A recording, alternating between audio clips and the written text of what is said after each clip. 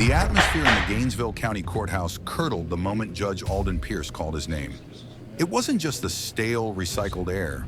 It was the way the judge's eyes fixed on Isaiah Washington, a look as sharp and cold as a shard of ice. Isaiah had just seen a kid in a faded band t-shirt and a jittery older man in a stained polo get a gentle pass for being late. Pierce had even shared a quiet laugh with the second man, but when his gaze fell on Isaiah, the humor vanished. This was different. From his elevated bench, Judge Pierce felt a familiar surge of resentment. Look at him, he thought, his eyes sweeping over Isaiah's perfectly tailored charcoal suit. Walks in here like he owns the whole damn building. Thinks the rules are for little people, not for his kind. The judge's knuckles turned white as he gripped his gavel. It was time to remind this man, and everyone watching, who held the power here. Mr. Washington, you're late, Pierce's voice boomed, heavy with manufactured authority. He intentionally butchered the name, stretching it out. Washington. Or does the clock on that fancy watch of yours run on a different time than the one on my wall? Isaiah's posture remained a study in disciplined calm. He refused to acknowledge the insult. My apologies for the delay, Your Honor. The name is Washington. I was detained on an urgent federal matter. A federal matter? Pierce drawled the words, a sneer twisting his lips as he leaned into the microphone. The condescension was a palpable force in the room. That's a new one. Let me guess, sorting the mail is now a matter of national security? A few pathetic chuckles broke out from the front row lawyers, eager to stay in the judge's good graces. The insult was left to hang in the air, a deliberate act of humiliation. In this room, Mr. Washington, Pierce's voice rose, each word a hammer blow. I am the only authority that matters, and your flagrant disrespect for my schedule will cost you. He paused, letting the threat sink in, a predator savoring the fear of his prey. I'm fining you for contempt of court, $950. The sum was a gut punch.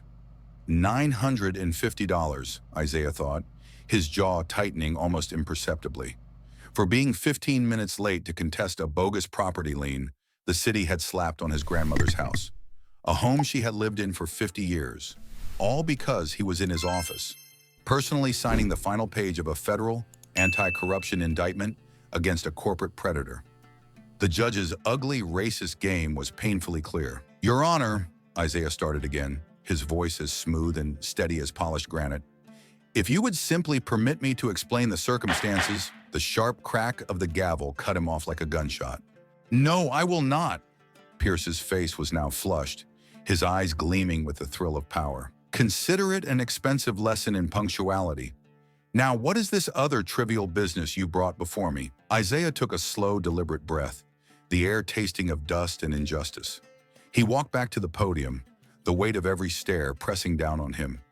He was no longer just a grandson fighting a bureaucratic error. He was an officer of the court, witnessing a vile and racially charged abuse of power from the bench itself. Your Honor, he said, his voice now carrying a new, harder edge. The matter concerns an erroneous property lien. He opened his leather-bound folder. The city has increased the valuation by 40%, without legal cause or proper notice. Pierce waved a dismissive hand, not even bothering to look at the documents. I'll get to it when I get to it. We're still discussing your contempt. With all due respect, sir, Isaiah's voice hardened, the politeness wearing thin. My delay was unavoidable. It directly involved an anti-corruption case I am prosecuting on behalf of the United States Attorney's Office. The judge's eyes narrowed to venomous slits. Your fancy titles mean nothing in here. The rules are the rules. Are they? Isaiah thought, locking his gaze with the judge's. I understand the importance of rules, Your Honor. I've built my entire career on them, which is why I must ask, are those rules being applied equally to every single person in this courtroom today? A collective gasp sucked the air out of the room. Ms. Albright, the court clerk, froze, her hands hovering over her keyboard as if paralyzed. Judge Pierce's face turned a blotchy, furious red. Are you questioning my judicial integrity, Mr. Washington?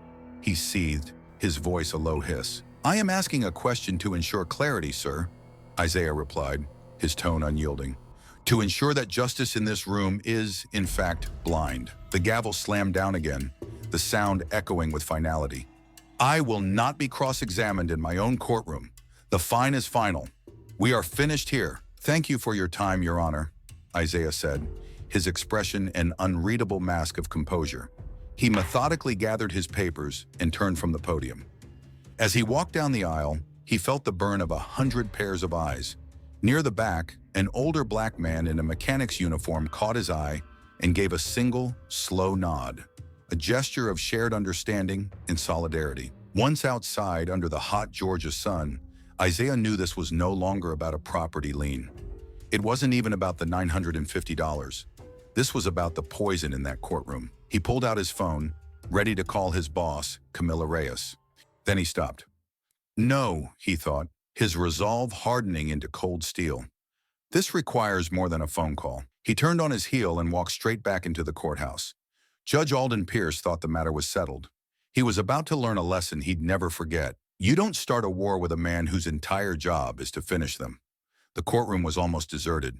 Pierce was still at his bench, shuffling through papers with an air of theatrical boredom. He looked up as Isaiah approached the podium for a third time, his face twisting into a mask of pure, undiluted rage. The session is over, Mr. Washington. If you have any more business with this court, you will schedule it through the clerk's office like a civilized person. With all due respect, Your Honor, Isaiah's voice was quiet, yet it carried an unmistakable authority that made Deputy Hayes, the bailiff, instinctively stand a little straighter. I believe it is critical that I introduce myself. Properly, Isaiah held up his credentials.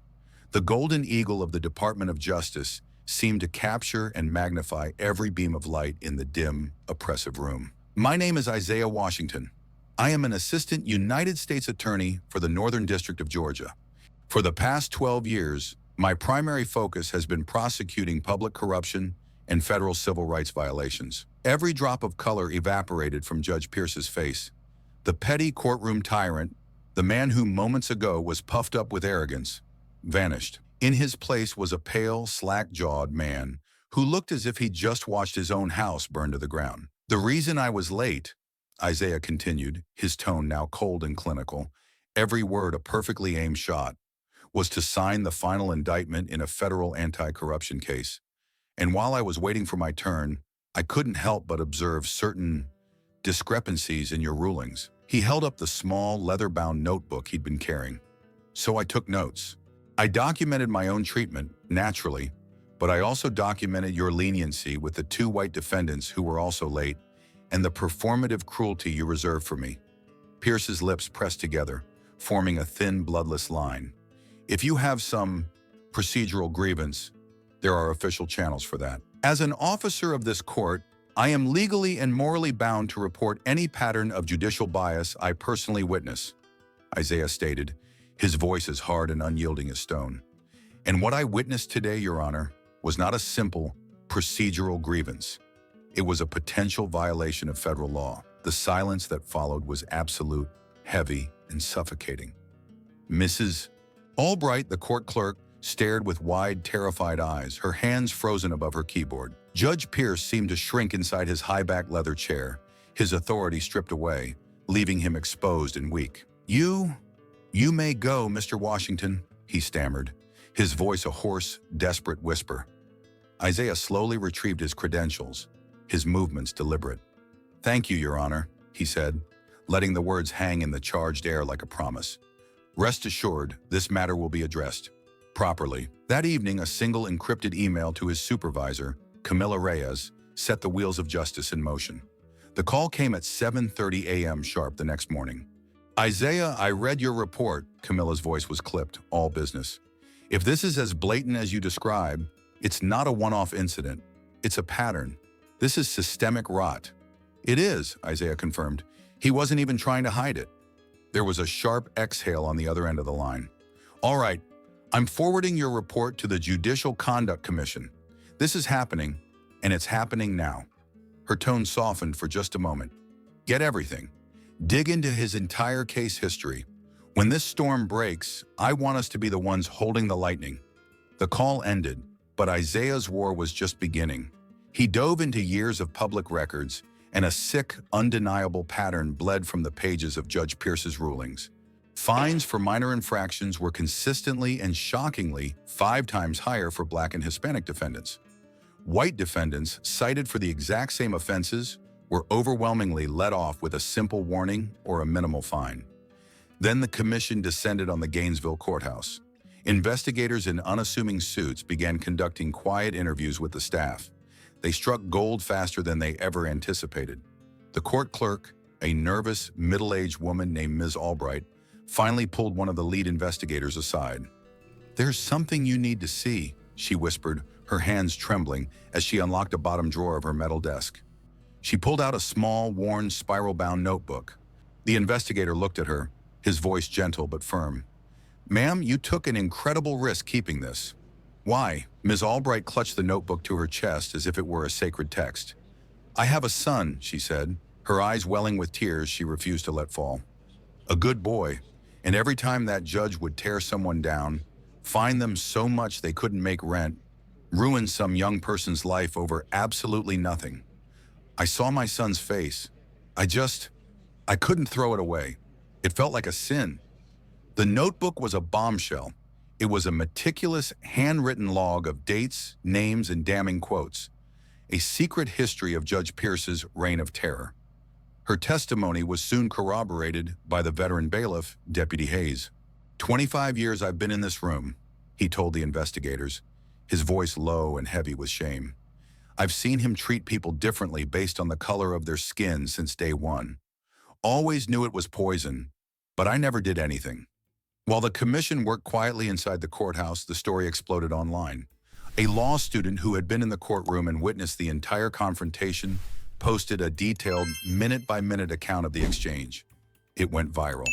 The post was shared thousands of times, then tens of thousands, igniting a firestorm of outrage.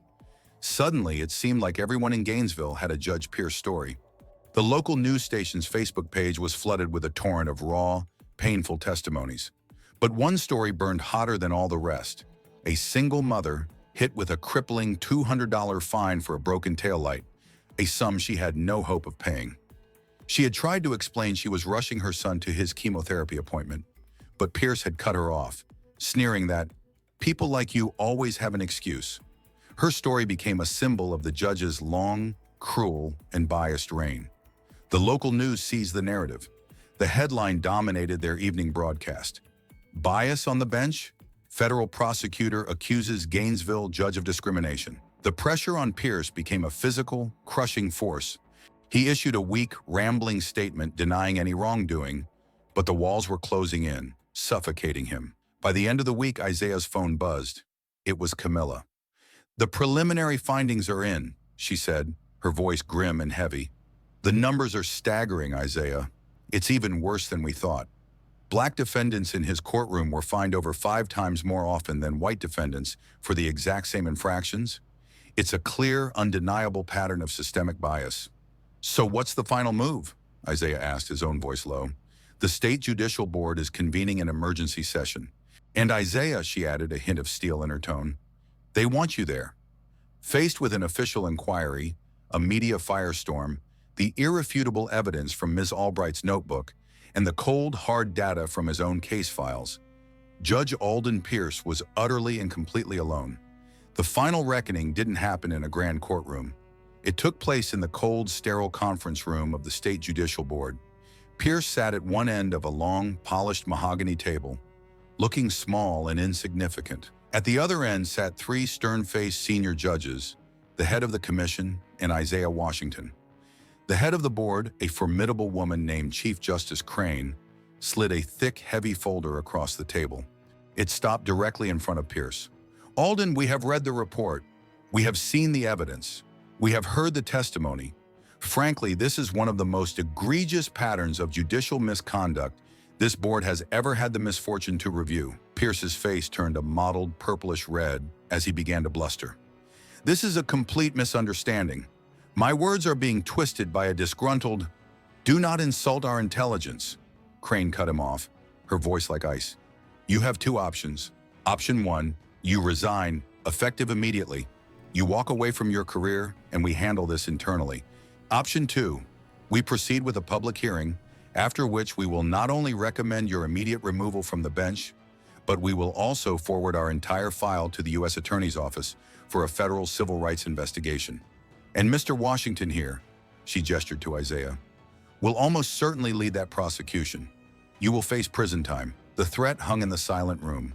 The color drained from Pierce's face. He looked at Isaiah, desperately searching for something, pity, mercy, a shared understanding. He found nothing but a calm, unblinking gaze. The fight was gone. All that was left was the pathetic, deflated shell of a bully. A single sheet of paper and a pen were placed in front of him. It was a resignation letter. His hand trembled violently as he picked up the pen, the scratch of ink on paper, the only sound in the room. His career was over. As he stood to leave, a court official stepped forward. Your Honor, sir, I'll need your courthouse ID and your judicial credentials. Humiliated, Pierce fumbled in his wallet, his hands shaking so badly he could barely pull the cards out. He slapped them on the table and walked out of the room, a broken man. His fall sent a shockwave through the state's legal system. The investigation Isaiah had triggered forced a top-to-bottom review of every municipal court in Georgia. The first seeds of change began to grow in the very courthouse Pierce had poisoned for so long. Deputy Hayes, the veteran bailiff, was asked to lead new de-escalation and anti-bias training workshops for all court officers. Our job isn't just to keep order, he'd tell the new recruits, his voice ringing with the authority of a man who had seen the worst and now fought for the best. It's to ensure every single person who walks through those doors is treated with dignity. If you see something wrong, you speak up. Your silence makes you part of the problem,